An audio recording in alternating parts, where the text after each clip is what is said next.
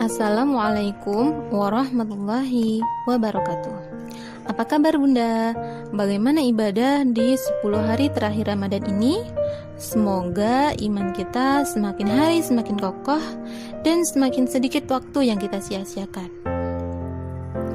Bunda, hari ini tim Rumah Belajar Ibu Tenggarong akan berbagi tentang barang-barang yang kadang sudah berlebihan kita simpan, tidak terpakai tapi belum rela kita lepaskan. Terutama biasanya ibu-ibu nih yang hobi belanja dan hobi menyimpan dan menumpuk barang di rumah. Biasanya sih membeli dengan dalih karena ada diskon, bentuknya lucu, barangkali suatu saat dipakai dan sebagainya. Bunda, tahukah bahwa setiap barang yang kita miliki kelak akan dihisab oleh Allah Subhanahu wa taala? Semua akan dimintai pertanggungjawaban atas harta yang sudah Allah titipkan pada kita. Kita membeli dan menyimpan banyak barang seperti baju, tas, sepatu, mainan anak, perabot dapur, toples, make up dan sebagainya.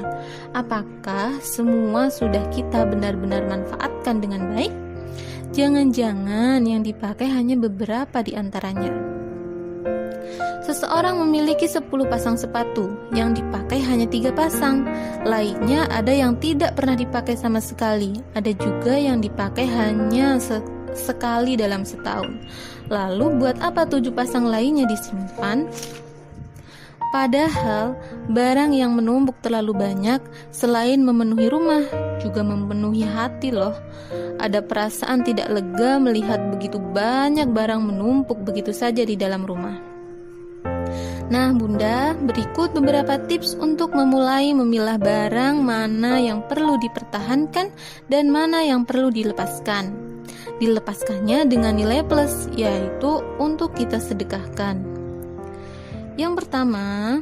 Prinsip yang pertama adalah jika almari kita penuh, maka harus dikurangi isinya, bukan menambah almari baru atau ekspansi pada almari lain di rumah.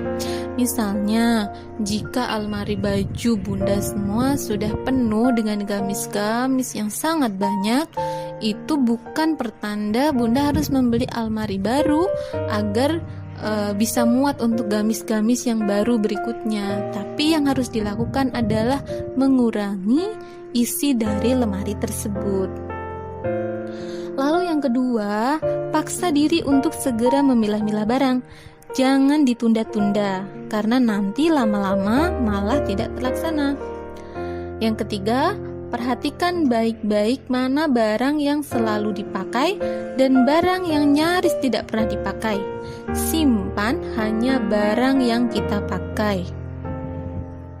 Lalu yang keempat, jangan terperdaya oleh pikiran, barangkali nanti suatu saat dipakai. Lihat-lihat lagi, jika barang tersebut sudah 2-3 tahun tidak pernah terpakai sama sekali, maka lepaskan saja. Misal, alat membuat kue. Alat ini dulu memang mungkin kita rajin memakainya, tapi sudah 2-3 tahun belakangan ini tidak pernah kita pakai, maka lebih baik dilepaskan saja. Kemudian yang kelima, setelah dipilih, barang-barang yang akan kita lepaskan bisa dibagi menjadi beberapa kategori. Kategori pertama adalah barang yang bisa langsung disedekahkan pada yang membutuhkan, baik melalui lembaga atau secara langsung. Misal beberapa baju, mainan anak, dan sebagainya. Sekarang juga sudah banyak ya komunitas-komunitas atau lembaga yang menerima misalnya baju bekas yang masih bagus ya, baju bekas, lalu kemudian barang-barang lain yang akan mereka tampung, kemudian akan mereka jual dan hasil penjualannya akan mereka pakai untuk membantu saudara-saudara kita yang membutuhkan.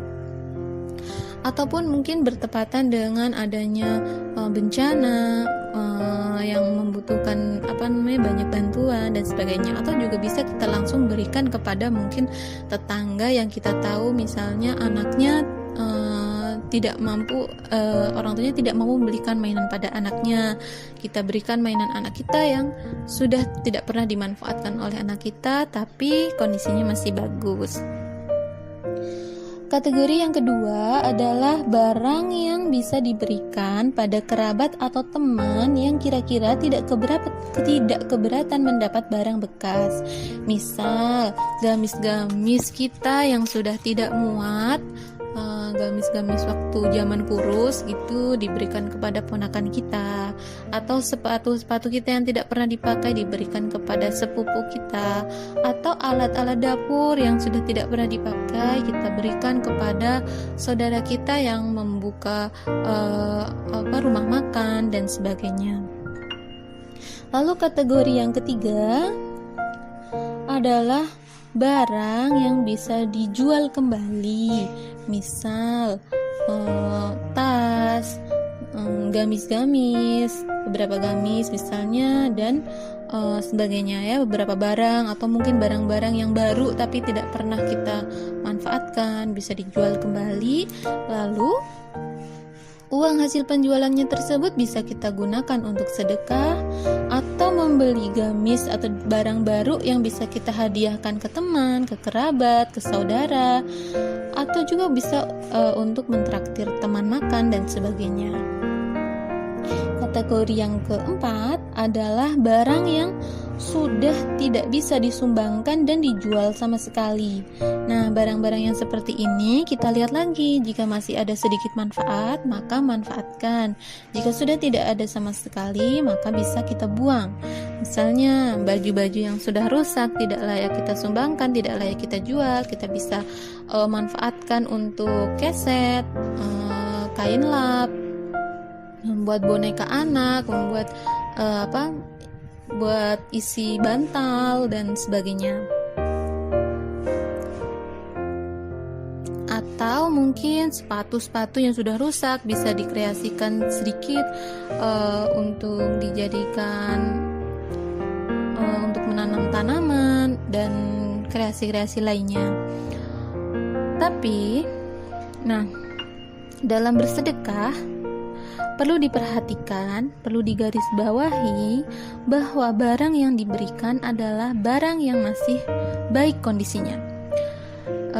Saat kita ingin memberikan, itu bayangkan saat kita menerima barang dengan kondisi tersebut, kita itu tidak sedih karena barang tersebut masih bagus gitu ya. Misalnya